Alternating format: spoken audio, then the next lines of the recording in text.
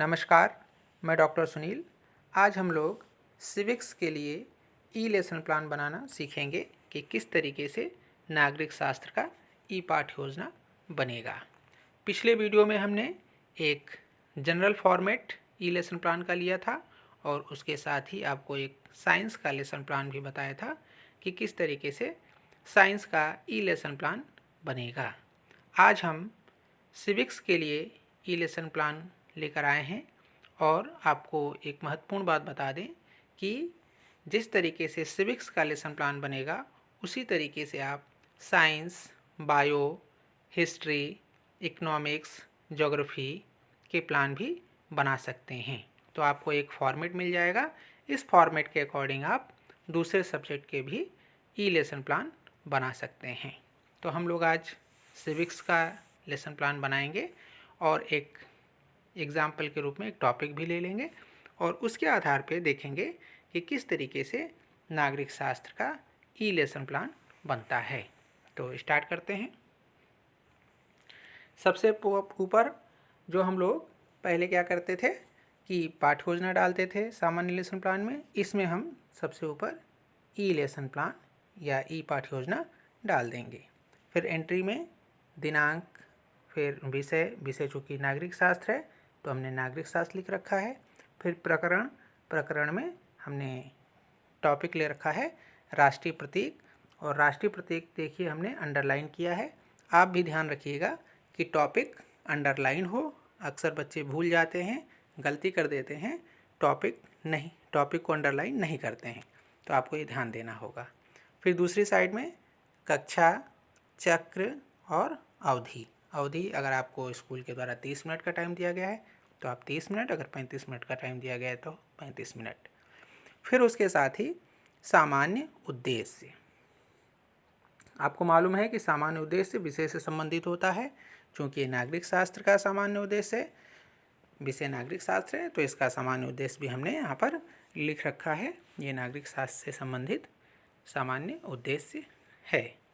फिर उसके बाद से नेक्स्ट आएगा विशिष्ट उद्देश्य। तो विशिष्ट उद्देश्य आपको मालूम है कि टॉपिक से रिलेटेड होता है। तो टॉपिक हमारा राष्ट्रीय प्रतीक था, तो राष्ट्रीय प्रतीक से रिलेटेड हमारे सामान्य विशिष्ट उद्देश्य हैं और इसमें हमने ज्ञानात्मक, बोधात्मक और प्रयोगात्मक ले रखा है, उसी से रिलेटेड है। तो आपको ध्यान देना होगा कि ज्ञानात्मक, बोधात्मक और प्रयोगात्मक के उद्देश्य ठीक ढंग से लिखें। फिर उसके बाद से पूर्व ज्ञान में जो हम लोग लिखते थे अक्सर सामान्यतः वही लिखेंगे। इसमें हमने चूँकि टॉपिक राष्ट्रीय प्रतीक ले रखा है तो इसमें हम लिख देंगे छात्र राष्ट्रीय प्रतीक के बारे में सामान्य जानकारी रखते हैं। फिर उसके आगे बढ़ेंगे प्रस्तावना में हम छात्राध्यापक क्रिया और छात्र क्रिया लेके चलते थे। सेम उसी तरीके से इसमें भी होगा। इसमें देखिए एक अशोक की लाट का चित्र दिखाकर प्रश्न पूछा गया है और कोशिश हम यही करेंगे कि ई पाठ योजना में एक्टिविटी या फिगर के द्वारा हम क्वेश्चन पूछें जिससे कि हर बच्चा उसका आंसर दे सके। और चूंकि हम इसको गूगल मीट, जूम के द्वारा ऑनलाइन ही पढ़ाएंगे तो हम 2-3 बच्चों को अनम्यूट करने को कह दें पहले से, जिससे कि जिस बच्चे को हम कहें वो उसका रिस्पांस दे सके। और फिर देखिए लास्ट में इसमें टॉपिक निकलवा लिया गया है। फिर उसके बाद से प्रस्तावना के बाद आएगा उद्देश्य कथन कि आज हम लोग नागरिक शास्त्र विषय के अंतर्गत राष्ट्रीय प्रतीक के बारे में अध्ययन करेंगे। और उसके बाद से आ जाएगा शिक्षण बिंदु। ये देखिए शिक्षण बिंदु में हमें शिक्षण बिंदु पढ़ाने हैं वो लिया है हमने राष्ट्रीय चिन्ह, राष्ट्रीय ध्वज, राष्ट्रीय पक्षी, राष्ट्रीय पुष्प, राष्ट्रीय पेड़, राष्ट्रीय पशु। तो ये जो भी आपको टीचिंग पॉइंट टॉपिक के अंदर कवर करना है या उसको पढ़ाना है, आप टीचिंग पॉइंट के अंदर डाल दीजिए और फिर उसको प्रेजेंटेशन के थ्रू पढ़ाइए। तो अब इसके बाद से प्रेजेंटेशन आ जाएगा। प्रस्तुतिकरण में एनिमेशन, तालिकाओं का जिसका भी आप प्रयोग करके पढ़ाएंगे वो इसमें डाल दीजिए।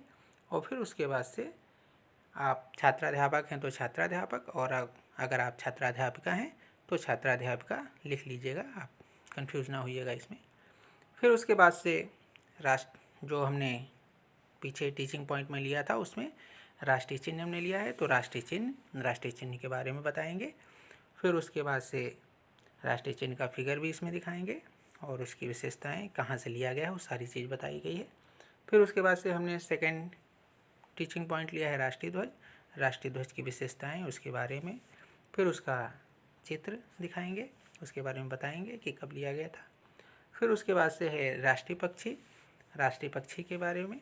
राष्ट्रीय पक्षी मोर है, उसके बारे में, और फिगर के द्वारा भी बच्चों को, ताकि बच्चों के सामने एक कॉन्सेप्ट फिगर के द्वारा भी और जो हम बताएं वो भी उनको समझ में आ जाए। फिर राष्ट्रीय पुष्प कमल है, उसके बारे में, उसकी विशेषताओं के बारे में हम बताएंगे और उसको फिगर के द्वारा भी दिखाएंगे ताकि बच्चों के दिमाग में उसकी पिक्चर भी आ जाए। फिर राष्ट्रीय पेड़ बरगद है, उसके बारे में बता के और फिर आगे उसका फिगर भी दिखा देंगे। फिर साथ में राष्ट्रीय पशु बाघ, इसके बारे में क्या इसकी विशेषताएं हैं ये बच्चों को बता देंगे। फिर उसके बाद पुनरावृत्ति प्रश्न, चूँकि हम ई पाठ योजना है तो इसमें हम बोध प्रश्न और श्यामपट्ट सारांश पॉसिबल नहीं है, इसलिए हम लोगों ने इसमें बोध प्रश्न और श्यामपट्ट सारांश नहीं लिया है। सीधे पुनरावृत्ति प्रश्न पर आएंगे और पुनरावृत्ति प्रश्न में भी हम फिल इन द ब्लैंक्स, सही गलत के टाइप के क्वेश्चन लेंगे और इसको पूछने के साथ साथ ही बच्चों से कह देंगे कि आप इनकी रिस्पॉन्सेज चैट बॉक्स में या ईमेल के द्वारा सेंड कर दें, जिससे कि आप उसको चेक करें कि बच्चे ने आपके पढ़ाए हुए पाठ को ठीक ढंग से समझा है या नहीं समझा है। अगर सही समझा होगा, समझ गया होगा तो आपको रिस्पॉन्स सही देगा, आपको पता चल जाएगा। फिर उसके बाद से आएगा होमवर्क में भी आप ध्यान रखिएगा कि होमवर्क लिखने वाले काम दीजिएगा होमवर्क में, जिससे और आप उसे अपना ईमेल प्रोवाइड कर दीजिए, जिससे कि वो होमवर्क करके आपके ईमेल पर सेंड कर दे और आप उसके ईमेल को चेक कर लीजिए कि उसने आपके दिए गए होमवर्क को ठीक ढंग से किया है या नहीं किया है। जिसमें फेस टू फेस हम लोग नहीं मिल सकते हैं तो इसमें हम अपने ईमेल का, व्हाट्सएप नंबर का यूज़ करेंगे। व्हाट्सएप नंबर यूज़ ना करके आप ईमेल यूज़ करिए, जिसमें कि जब भी आप चाहें उसको आराम से खोल के चेक कर सकते हैं, इसमें कोई असुविधा नहीं होगी।